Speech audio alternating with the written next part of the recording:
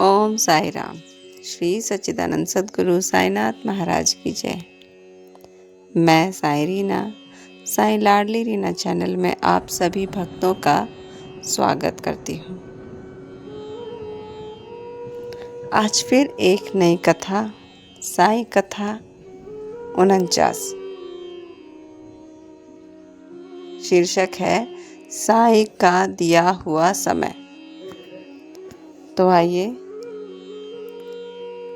साई कथा का आरंभ करते हैं। जैसा कि हम जानते हैं कि शिरडी में साईं बाबा के लाखों भक्त रहते थे।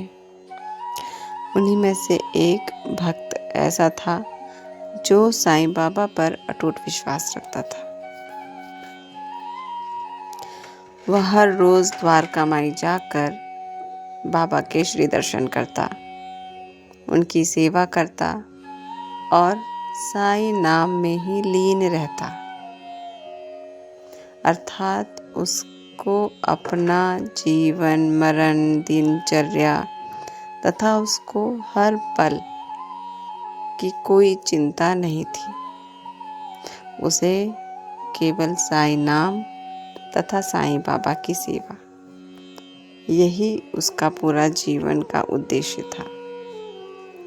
उसने अपने आप को पूरी तरह साईं बाबा पर न्यौछावर कर रखा था। एक दिन बाबा ने उसे ध्यान से देखा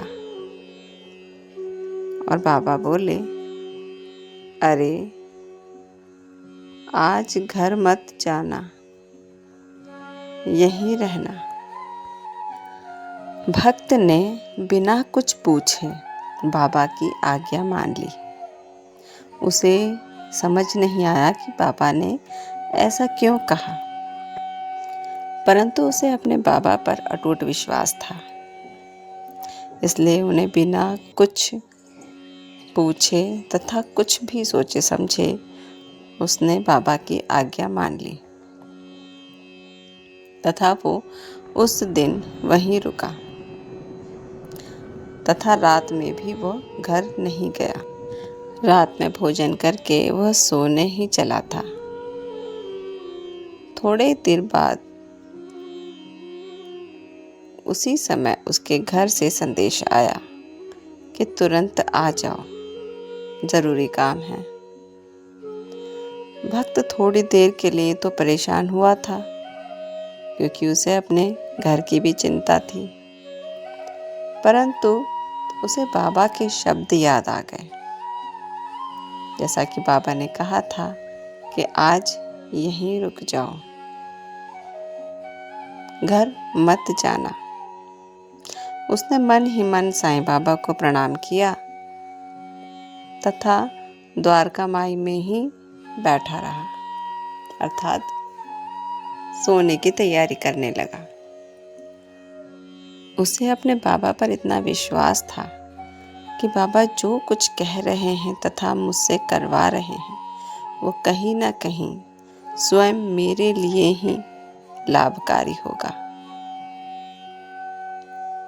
परंतु उसे अपने घर की जो चिंता थी वो भी बाबा को प्रणाम करके उसने वह चिंता भी बाबा को सौंप दी। बाबा का नाम लिया और वह द्वारका माई में ही बैठा रहा। धीरे धीरे रात हो गई और सोने का समय हो गया। बाबा की पवित्र धुनी ज्योति जल रही थी और बाबा शांत भाव में बैठे हुए थे। अचानक थोड़ी देर बाद बाबा अचानक बोल पड़े, देखा टल गया। भक्त ये सारा दृश्य देख रहा था। बाबा शांत मुद्रा में बैठे थे। अचानक ही उनके मुख से निकला, देखा टल गया।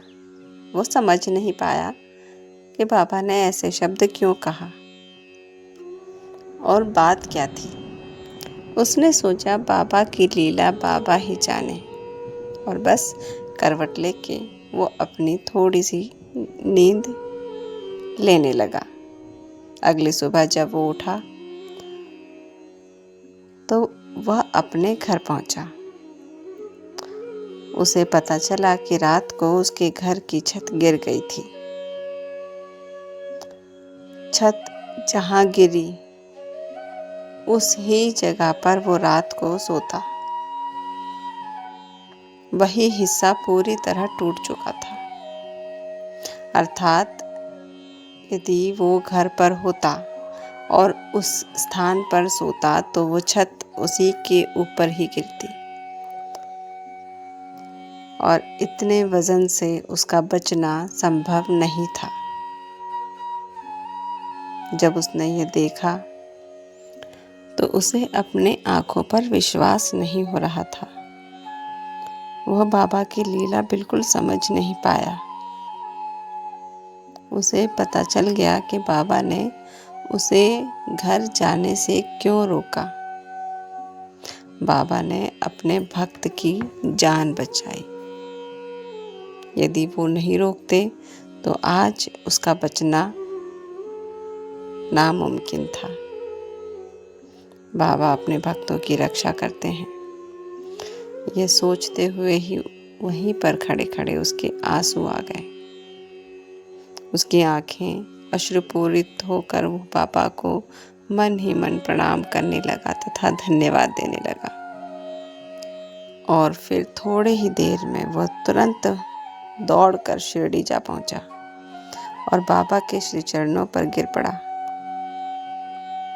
और बाबा से अपने जान बचाने के लिए कोटि कोटि धन्यवाद करने लगा।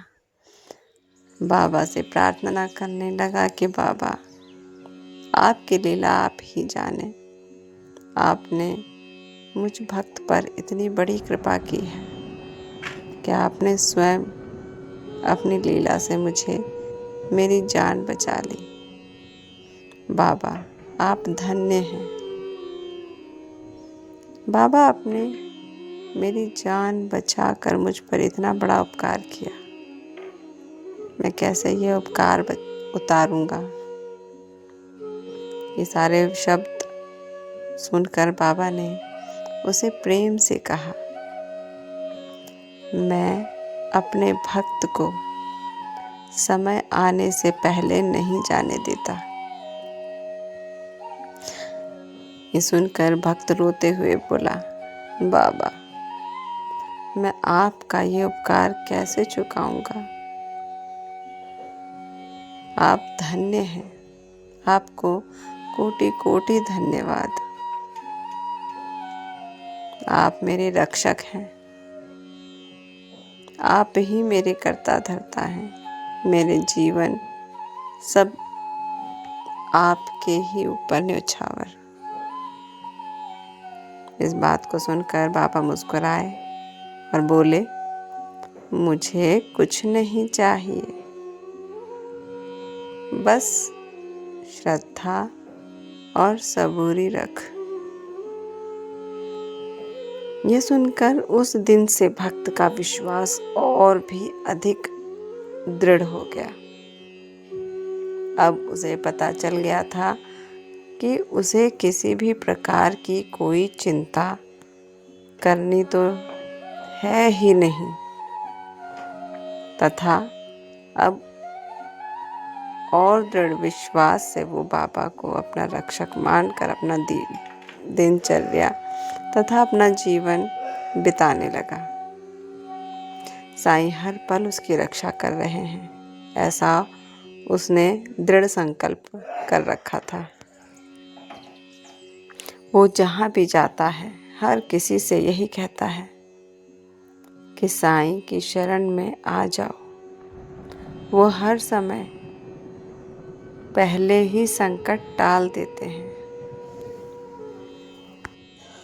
साईं बाबा ने स्वयं उसके साथ साक्षात चमत्कार जो किया था उसकी रक्षा करके, इसलिए वो सभी भक्तों से बाबा की शरण में जाने के लिए कह रहा था, जिससे सभी भक्तों का कल्याण हो, बाबा का उन्हें आशीर्वाद मिले और साईं बाबा उनकी रक्षा करें। इस कथा से हमें यह संदेश मिलता है कि साईं बाबा अपने भक्त की रक्षा हर समय करते रहते हैं तथा गुरु की आज्ञा में ही कल्याण है। बाबा के जितने भी वचन लिखे हुए हैं बाबा ने, वो सभी हमारे ही कल्याण हेतु है तथा श्रद्धा और सबूरी में जीवन की सबसे बड़ी शक्ति है। जब हम श्रद्धा सबूरी रखेंगे तो हमारे अंदर अपने आप ही आत्मबल, ऊर्जा तथा शक्ति बढ़ती रहेगी। श्रद्धा सबूरी में इतना बल है कि हम बड़े से बड़े संकट का भी सामना कर सकते हैं। बस बाबा पर श्रद्धा रखें और मन में सबूरी तथा जो साईं पर विश्वास करता है उसका समय भी बदल जाता है।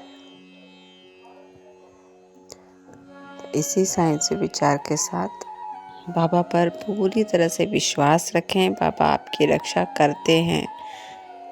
जाने अनजाने हमें कुछ समझ में आती है, कुछ बातें नहीं आती, परंतु साईं बाबा को सभी बातें स्पष्ट दिखाई देती हैं और वो अपने आप ही अपने चमत्कार करके किसी भी तरीके से अपने भक्तों को बचाते हैं, उनकी रक्षा करते हैं। बस हमें बाबा पर विश्वास रखना है, उनके वचनों पर चलना है तथा सबूरी रखनी है। इसी साईं सुविचार के साथ आज की ये कथा यहीं समाप्त करते हैं। साईं बाबा आप सब पर कृपा रखें, आपको आशीर्वाद दें और कष्टों से दूर रखें। ओम साई राम, जय साई राम। श्री सच्चिदानंद सद्गुरु साईनाथ महाराज की जय।